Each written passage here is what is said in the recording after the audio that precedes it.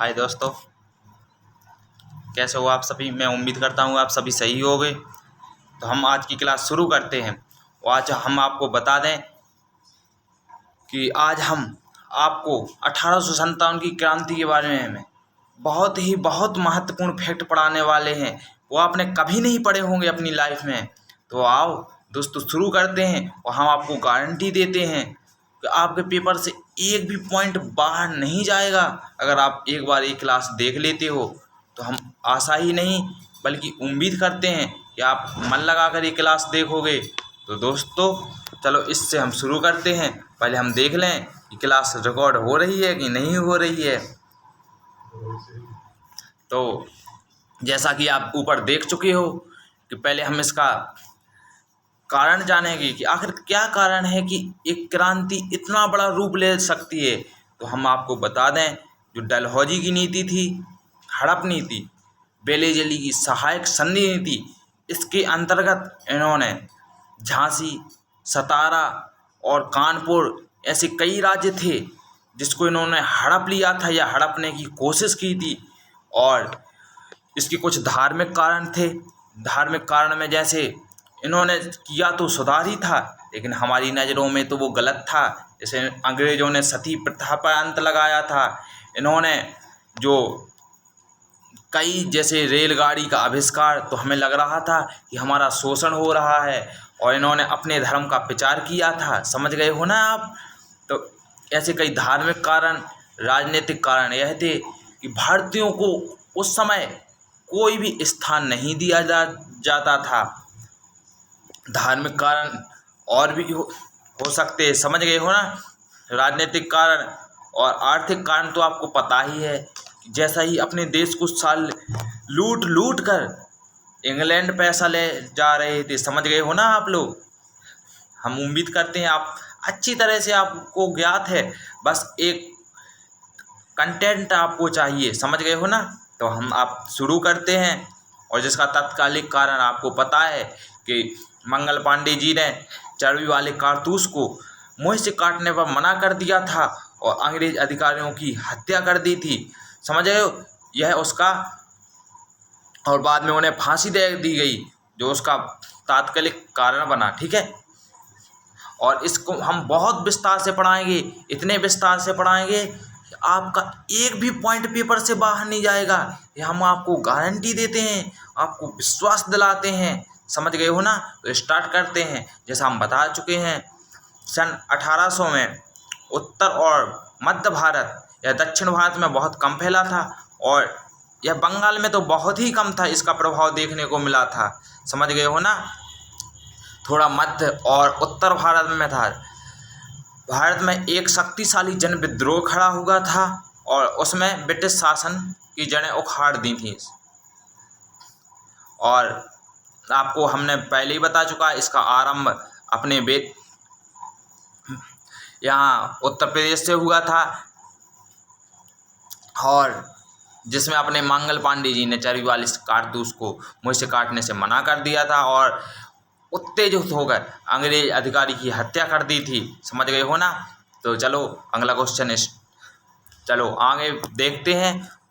जैसे इसका आरंभ है तो हमने आरंभ बता दिया, लेकिन जल्दी इसने व्यापक रूप धारण कर लिया, जिसमें लाखों किसान, दस्तकार, जमींदार, विद्वान, राजा, समझ गए, सैनिक, सबने मिलजुल कर बहुत ही उत्तेजित पूर्ण इसमें हिस्सा लिया। और आपको हम बता दें, अब कारण देख लीजिए, ऐसे कौन से कारण थे जिसके कारण इतना बड़ा विद्रोह हो गया। फिर उसके हम परिणाम पढ़ाएंगे आपको। तो सन 1857 के विद्रोह के पीछे राजनीतिक, सांस्कृतिक, आर्थिक तत्कालिक कारक जिम्मेदार थे। इस विलंबन का तत्कालीन कारण चर्बी वाला कारतूस था, हम आपको पहले बता चुके हैं। भारत सरकार की 1956 के अंत में एनफील्ड राइफलों का प्रयोग हुआ, जिसमें चर्बी युक्त कारतूसों का प्रयोग होता था। आर्थिक कारण में अंग्रेजों द्वारा लागू की गई भूमि की व्यवस्थाओं से किसानों की हालत खराब हो चुकी थी। शिल्पियों एवं दस्तकारों की बर्बादी हो गई थी, जो अपने लघु उद्योग थे वो बंद पड़ चुके थे, समझ गए हो ना। जमीन का अधिक लगान, जमींदारी प्रथा से किसानों का शोषण, बंधुआ मजदूरी, सामाजिक कारण में आप देख सकते हो समाज में भय का माहौल था। पुलिस, छोटे अधिकारी तथा निचली अदालतों में भ्रष्टाचार बहुत अधिक बढ़ गया था। अंग्रेज प्रजातीय शिष्टा में के नशे में चूर थे तथा भारतीयों को के साथ अपमानजनक और धृष्टतापूर्ण बर्ताव करते थे। उन्हें लगता था जो गोरे लोग होते हैं ना, कालों के मुकाबले बहुत उच्च है, ये अपने आप को देव तुल्य समझते थे और हम लोगों को तुच्छ प्राणी समझते थे। ऐसे मजाक बना कर रख दिया था उन लोगों ने हमारा, समझ गए हो ना आप लोग। हमें उम्मीद है कि आपको हर बात मेरी समझ में आ रही होगी। तो चलो आगे करते, तीसरा कारण देखते हैं, सांस्कृतिक कारण। भारतीयों पर लगने वाला ब्रिटिश शासन एवं उससे धर्म रीति रिवाज को नष्ट देने में अड़ा हुआ था। ईसाई धर्म का प्रचार हुआ उस समय, हिंदू व मुस्लिम या इस्लामिक बोलते हैं उसे, और जनता के पुराने रीति रिवाजों का खुलेआम निंदा की गई। सती प्रथा का अंत किया गया। इससे भी पता है ये लिखा नहीं जाता, लेकिन आपको समझ में आना चाहिए कि अंग्रेजों ने किया सही था, लेकिन उस समय हमें लग रहा था ये तो हमारी संस्कृति के खिलाफ छेड़छाड़ है, समझ रहे हो ना। अगला देखते हैं, ईसाई धर्म का प्रचार हुआ और अंग्रेजों ने अनेक मामलों में भारतीय नियमों की अपेक्षा की। धर्म प्रदर्शकों में पीड़क एवं मौलवियों के अंदर यह महसूस होने लगा कि उनका भविष्य खतरे में है। जैसे कि आपको याद है कि जब 1527 में खानवा का युद्ध हुआ था तो बाबर ने क्या कहा था, इस्लाम खतरे में है, समझ गए हो ना।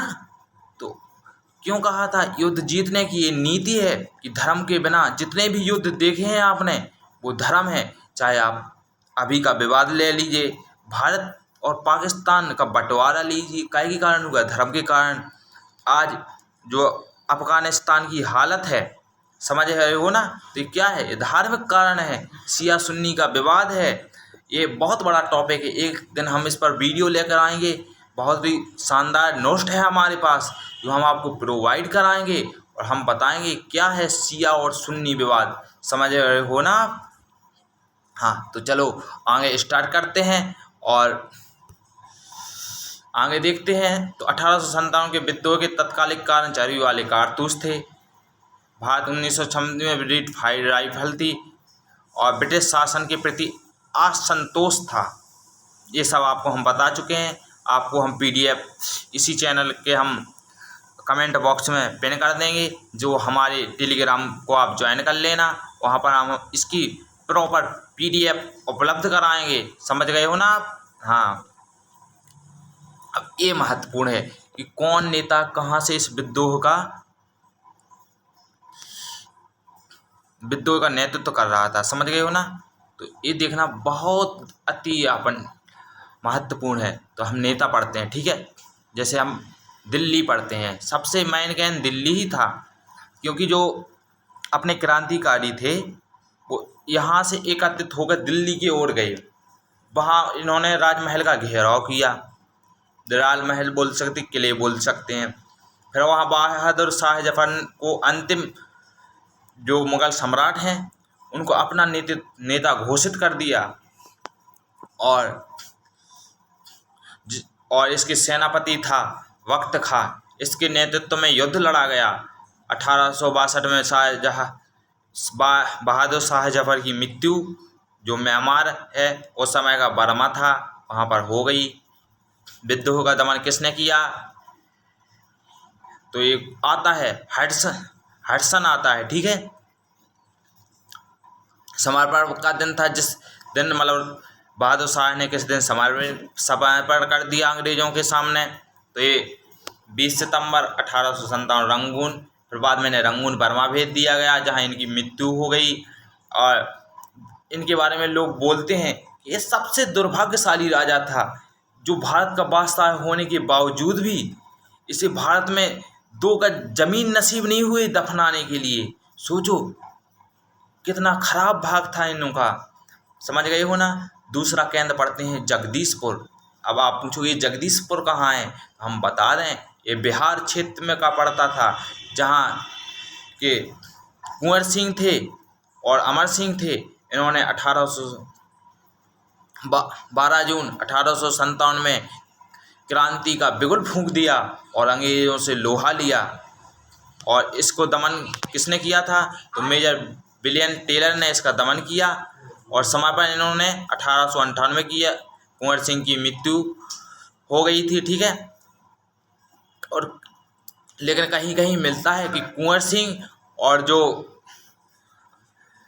जो अपनी रानी थी, इन्होंने मृत्यु विवादित पूर्ण हुई थी। समझ गए हो ना आप। तो कानपुर को हम बता दें, वहाँ के नेता तात्या टोपे थे और उनका असली नाम रामचंद्र पांडुरंग था। जो नाना साहब, इनका ओरिजिनल नाम धोंडू पंत था। जो पेशवा थे, एक मराठा शासक थे। समझ गए हो ना। ये समय 5 जून 1857 में। और इनका विद्रोह को दमन किसने किया, तो कैम्बल ने इनका दमन कर दिया। समझ गए हो ना। समर्पण का दिन इसमें नहीं पूछा जा सकता, आप डेट याद कर लिए, दिसंबर 1857। नाना साहेब पेशवा बाजीराव द्वितीय के दत्तक पुत्र थे। अंग्रेजों ने पेशवा का उत्तराधिकारी मानने से इनकार कर दिया। दूसरा आता है झांसी। बुंदेलो हर बोलों के मुँह, हमने सुनी कहानी थी, खूब लड़ी मर्दानी, वह तो झांसी वाली रानी थी। तो चलो अगला नेता देखते हैं, महारानी लक्ष्मीबाई। समझ गए हो ना। तो वीरांगनी को प्राप्ति, इनकी मृत्यु 17 जून 1858 में ग्वालियर में हुई थी। अब आपको इनकी हिस्ट्री बहुत अच्छे से सबको मालूम है, लेकिन इसमें से एक महत्वपूर्ण फैक्ट आता है, वह इनके दमनकर्ता का नाम पूछा था। तो जनरल जो होरोज था, तो यह दमनकर्ता था। इन्होंने समर्पण नहीं किया था। आप अच्छी तरह से याद कर लीजिए। अब आप पूछोगे कारण क्या है, ऐसे कौन से कारण हैं जिसके प्रति लक्ष्मीबाई ने विद्रोह कर दिया था। तो हम आपको बता दें कि जो लॉर्ड डलहौजी था, उसने गोद निषेध कर दिया था। उसने बोला दत्तक पुत्र होते हैं। दत्तक पुत्र किसे कहते हैं, मान लो किसी का कोई पुत्र नहीं है, अगर वो किसी दूसरे के पुत्र को अपना ले, उसे दत्तक पुत्र कहा जाता था। तो जो वहाँ के दामोदर राव थे, इन्होंने उनको दत्तक पुत्र मान लिया था और झांसी का अगला उत्तराधिकारी घोषित कर दिया, जिससे नाराज होकर अंग्रेज जो उस समय के गवर्नर था, उस डलहौजी, उसने झांसी को हड़प लिया। और जिसका विरोध करते हुए महारानी लक्ष्मीबाई ने जो महान क्रांतिकारी हुई, उनके बारे में जितना ही बोलो उतना बहुत कम है। समझ गए हो ना आप। और अगला देखते हैं लखनऊ, जहाँ बेगम हजरत महल थी। और हाँ दोस्तों, मैं आपको यही फैक्ट बताने वाला था ऊपर, जो बेगम हजरत महल और अपने कुंवर सिंह थे, ये दोनों क्रांति के बाद नेपाल चले गए थे। ये फैक्ट कहीं कहीं नहीं मिलते हैं, कहीं कहीं क्या बहुत सी जगह पर नहीं मिलते हैं। समझ गए हो ना।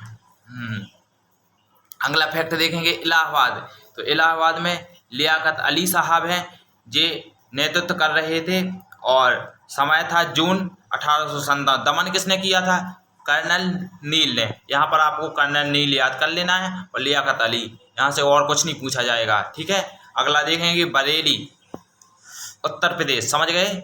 तो ये खान बहादुर खान, जून 1857 में दमनकर्ता। हर जगह आपको नेता और दमनकर्ता ही पूछे जाएंगे। अगर डेट कहीं से पूछी जाएगी तो वो लक्ष्मीबाई है और तात्या टोपे है, ठीक है। तो अगला देखते हैं। तो इनका दमनकर्ता देखते हैं। तो आयरन कैम्बल थे, ठीक है। और 1898 ने समर्पण कर दिया था अंग्रेजों को। अब परिणाम देखते हैं। देखो यह विद्रोह विफल रहा, समझ रहे, यह सक्सेस नहीं हुआ। अब आप बोलोगे सक्सेस क्यों नहीं हुआ, तो इसके कई कारण हैं जो हम आपको बाद में पढ़ाएंगे, ठीक है। तो इसके पहले परिणाम देख लेते हैं। 1897 में विद्रोह के बाद भारत शासन ईस्ट इंडिया कंपनी के हाथों से निकलकर अब ब्रिटिश क्राउन के पास चला गया। अब आप पूछोगे ब्रिटिश क्राउन क्या कहलाता है, तो हम आपको बता दें, जैसे आज भारत में नरेंद्र मोदी जी की सरकार है, यदि हम किसी देश पर कोई मान लो अपनी जो कंपनी है, जैसे कोई जियो है, जैसे बिरला ग्रुप है, ये किसी देश पर कब्जा कर लेते हैं, तो मोदी जी क्या करेंगे कि अब उनका कब्जा हटा देंगे और ये कहेंगे आज से ये भारत सरकार का कब्जा है, मतलब ये मोदी गवर्नमेंट का कब्जा है। तो यही हुआ था कि अंग्रेज़ों को जो कंपनी थी उसका कब्जा हट गया था और जो ब्रिटिश क्राउन था, ब्रिटिश संसद भी बोल सकते हो आप, उसका भारत पर शासन करने लगे और इन्हें अकेली व्यापार करने दिया गया ईस्ट इंडिया कंपनी को। अगला देखते हैं, 1 नवंबर 1858 को इलाहाबाद में लॉर्ड कैनिंग ने महारानी विक्टोरिया की उद्घोषणा पढ़ा, जिसमें स्कैनली तैयार किया गया था। इसके बाद गवर्नर जनरल कैनिंग को वायसराय प्राप्त हुई। देखो एक महत्वपूर्ण मोड़ आता है यहाँ पर, जो अपने कैनिंग साहब है वो गवर्नर जनरल थे, समझ गए। अब अपने हाथ थे तो अपने ही, लेकिन ये बहुत बुरे थे, समझ गए हो ना। तो उन्हें अपने बोलने से कोई प्रॉब्लम नहीं है। अब जैसे शोषण किया है तो क्या करें, उस समय गलती हम लोगों की भी थी, हम लोगों में संगठन नहीं था, समझ गए हो ना। आज किसी में दम नहीं है जो इंडिया की तरफ आँख उठाकर देख ले, समझ गए हो ना। कोई इंडिया के बारे में बोलने से पहले 50 बार सोचता है, तो अब आँख उठाने की बात तो दूर ही है, समझ गए हो ना आप लोग। तो चलो अगला फैक्ट पढ़ते हैं। 1 नवंबर 1858 को इलाहाबाद में लॉर्ड कैनिंग ने महारानी विक्टोरिया का उद्घोषणा पत्र पढ़ा। इसके बाद गवर्नर जनरल का पद वायसराय में परिवर्तित हो गया और भारत के प्रथम वायसराय। बहुत महत्वपूर्ण फैक्ट है, कई बार पेपरों में पूछा गया है, आगे भी पूछा जा सकता है, तो आपको याद करने की बहुत ज़रूरी है, समझ गए हो ना। तो जो 1858 के बाद, समझ गए हो, 1 नवंबर जो गवर्नर जनरल का पद था वो वायसराय में बदल दिया गया और जो अपने कैनिंग थे, समझ गए हो ना। अब मुझे अपना बोलने की आदत है, उसको भारत का प्रथम वायसराय बना दिया गया। और आपसे कई बार पूछा जा सकता है कि अंतिम गवर्नर जनरल कौन थे, तो लॉर्ड कैनिंग थे। अगला फैक्ट देखते हैं। तो 1857 में उद्घोषणा के बाद पील कमिश्नरी में सिपाहियों के अनुसार भारतीय सैनिकों और यूरोपीय सैनिकों की संख्या का अनुपात 5:1 से घटाकर 2:1 कर दिया गया। पहले ये था कि अगर कोई एक अंग्रेज था, समझ गए ना, तो वहाँ पर कितने, कम से कम मान लो एक अंग्रेज है तो कम से कम 5 भारतीय हैं जो उनके गुलाम बने हुए हैं। अब सैनिकों में बराबर पद नहीं होता था, अब जैसे अभी है तो सबको बराबर सम्मान मिलता है सैनिकों में, तब ऐसा नहीं था। तब क्या था कि वो अंग्रेज अपने आप को श्रेष्ठ समझते थे, एक एक अंग्रेज 10-10 भारतीय सैनिकों की लीडरशिप करता था। तो यह सब बंद कर दिया गया और ब्रिटिश क्राउन ने कहा कि अब 5 भारतीय नहीं होंगे बल्कि एक अंग्रेज और 2 भारतीय होंगे। तो यह भी हुआ था। अब विद्रोह के असफल के कारण बहुत महत्वपूर्ण है, देखो एकता, संगठन और साधनों की न्यूनता। एक तो पहली बात ये थी, हम पहले बता चुके हैं, जो यह आंदोलन हुआ था वो हर जगह नहीं हुआ था। आपको हम बता दें, हर जगह नहीं हुआ था, यह उत्तर भारत में हुआ, दक्षिण भारत इससे पूर्णतः अछूता था, उत्तर पूर्वी भारत इसमें बिल्कुल हिस्सा नहीं लिया था। और मेन तो चीज़ ये भी है, जो दक्षिण भारत के राजा थे या उत्तर भारत के जो उच्च वर्ग के लोग थे, जैसे जमींदार, साहूकार, किसान, कुछ ही नेताओं का संगठन था, समझे। यह नेतृत्व इसमें बहुत कम संगठन था, समझ गए हो ना। हाँ, बात यही है कि इसके असफल होने का यही एकमात्र असली कारण है, इसने पूरा भारत हिस्सा नहीं लिया था, ओनली एक पर्टिकुलर स्थान के कुछ लोगों द्वारा, कुछ नेताओं द्वारा यह आंदोलन किया गया था। इसका अगला कारण क्या है जो असफल रहा? तो संगठन आपको हम बता चुके हैं। साधन अब आपके पास बता दें कि हमारे पास ओनली तलवार थी, उनके पास राइफल्स थी। अब लो आप तलवार लेकर जा रहे हो तो वे आपको बहुत दूर से अटैक कर देते थे, इसलिए भारतीय सैनिकों की स्थिति बहुत कमज़ोर हो गई थी। और अगला देखते हैं, अगला है विद्रोह गतिविधियों को कुछ क्षेत्र तक सीमित। हमने आपको पहले बता दिया, यह बंगाल में, पश्चिम बंगाल है आज का, जो कर्नाटका, केरल, तमिलनाडु, तेलंगाना, इन क्षेत्रों में इसका कोई प्रभाव नहीं था, बिल्कुल शून्य प्रभाव था। ओनली उत्तर भारत में इसका प्रभाव था। जो आज के पूर्वोत्तर भारत के राज्य हैं जैसे नागालैंड, मणिपुर, असम, सिक्किम, इन पर 1% प्रभाव नहीं था। और मैन फैक्ट जैसे ग्वालियर, कई राजा रजवाड़े अंग्रेजों का साथ दे रहे थे, जैसे ग्वालियर के राजा, समझ रहे हो ना आप। और जैसे जो शिक्षित वर्ग के लोग हैं, साहूकार किसान, समझ, इनने बढ़ चढ़ कर भाग नहीं लिया था। इन्हें लग रहा था कि जैसे झांसी की महारानी है तो इनका ये व्यक्तिगत मामला है, ये पर्सनली मैटर है, तो ये अपने स्वार्थ के लिए लड़ रहे हैं और इनका कोई टारगेट नहीं था, इनका कोई रणनीति नहीं थी कि अगर हमें विजय प्राप्त होगी तो हम आगे चलकर क्या करेंगे, देश के लिए क्या करेंगे। इनकी कोई रणनीति नहीं थी। ये इनका यही इनकी सबसे बड़ी चूक थी कि इनकी आगे की रणनीति नहीं थी कि मान लो हम अंग्रेज को भगा दिए तो हम क्या करेंगे। ये तो बस यही लड़ रही थी कि बस हमें लड़ना है, तो इनका कोई उद्देश्य नहीं था। यह भी एक इसका मुख्य कारण बना। और सूचना और भाषा, इसका बहुत इफेक्ट पड़ा। आपको बता दें हम कि देखो, अगर कोई मध्य भारत का है तो वो कौन सी भाषा बोलता है? हिंदी भाषा बोलता है। अगर कोई मान लो कि कोई राजस्थान का है तो वो अलग भाषा बोलेगा। अगर कोई मुंबई का है तो वो अलग भाषा, मराठी बोलेगा। तो एक दूसरे की भाषा उतने जल्दी समझ में नहीं आती थी उस टाइम पर, समझ गए। हाँ, तो एक भाषा का अभाव था, एक सूचना का अभाव था। हम आपको बता दें, सूचना उस समय ये थोड़ी था कि फ़ोन लगा दिया, हेलो हमने यहाँ पर आंदोलन कर दिया है, आक्रमण अंग्रेजों पर कर दिया है, आप भी कर दीजिए। तो एक साथ थोड़ी हुआ था, इसलिए अंग्रेजों की बहुत सैल हो गया था एक एक कर मारने की। फूट डालो वो राज करो नीति, समझ गए, उनकी पुरानी नीति थी। इसी का उन्होंने बहुत अच्छे से फ़ायदा उठाया इस देश में। और आगे का जो हथियार है ये अपने पास आधुनिक नहीं थे, पुराने ज़माने के हथियार थे। कहीं कहीं तो लट्ठों से लड़ रहे थे, तलवारों से लड़ रहे थे। अंग्रेज़ों के पास राइफल थी है। और इसके निष्कर्ष आप ऊपर देख चुके हैं, समझ गए हो ना। और इसका मेन पता है कारण क्या निकला? एक तो अंग्रेज़ों को विश्वास हो गया था कि हम भारत में अधिक टाइम तक शासन नहीं कर पाएंगे, इनको क्लियर हो गया था। और दूसरा, अंग्रेज़ों ने यह माना था कि अगर इंडिया पर राज करना है तो कोई ऐसी संस्था चाहिए कि जो इनकी गतिविधियों का पता हमें पहले पड़ जाए। मतलब कोई ऐसी संस्था चाहिए जो थोड़ी कुछ मांगे तो हमें पता तो चले कि भारतीय चाहते क्या हैं।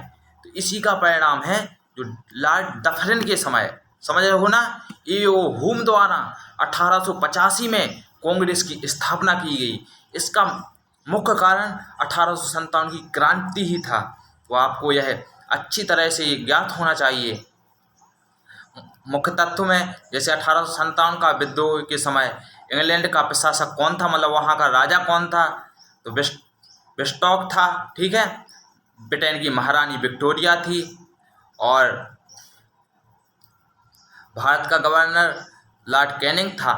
और पहले लॉर्ड डलहौजी था लेकिन आग लगाकर भाग गया था, तो लॉर्ड कैनिंग आया था, समझ गए हो ना। और विद्रोह के समय लंदन टाइम्स के संवाददाता कौन थे? तो W.H. रसल थे। यह कुछ महत्वपूर्ण घटनाएं हैं।